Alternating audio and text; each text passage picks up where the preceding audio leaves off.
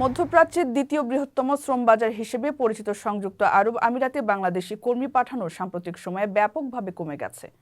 কয়েক মাস ধরে আমিরাতে বাংলাদেশিদের জন্য প্রায় সব ধরনের ভিসা বন্ধ থাকার ফলে শ্রম বাজারটিতে অনেকটাই রুদ্ধ হয়ে পড়েছে।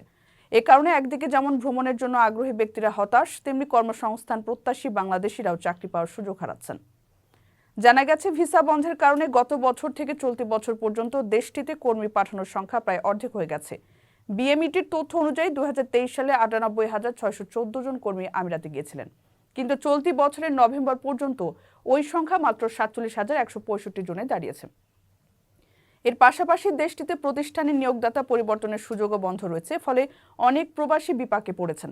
তবে আমিরাত সরকারের ঘোষণা করা চলমান সাধারণ ক্ষমার আওতায় কিছু বিশেষ ক্ষেত্রে, যেমন দুবাইতে শিক্ষাগত সনদধারী চাকরি প্রত্যাশীদের জন্য ভিসা দেওয়ার সুযোগ রয়েছে। আমিরাতে 2012 সালে বাংলাদেশিদের জন্য কর্মসংস্থান ভিসা প্রদান বন্ধ ঘোষণা করা হয়, ফলে প্রতি বছর কর্মী পাঠানোর সংখ্যা 30,000-এর নিচে নেমে যায়। এই পরিস্থিতি প্রায় 9 বছর স্থায়ী ছিল। এরপর 2022 ও 2023 সালে বিশেষ শর্তের মাধ্যমে ভিজিট ভিসা ও শিক্ষাগত সনদ প্রদান শর্তে আমিরাতে কর্মী পাঠানো পুনরায় শুরু হয়। এর ফলে প্রায় 2 লাখ বাংলাদেশি কর্মী আমিরাতে প্রবেশ করেন, কিন্তু 2024 সালে আবারও ভিসা বন্ধ করা হলে কর্মী পাঠানো কমে যায়।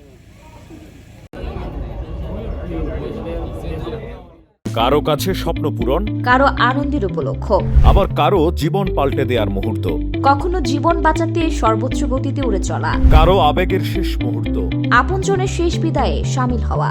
এমন সব ইচ্ছে পূরণে সর্বনিম্ন ভাড়ায় দ্রুতগতির বাহন প্রবাসীর হেলিকপ্টার। আপনার প্রয়োজনে যোগাযোগ করুন আমাদের হটলাইনে।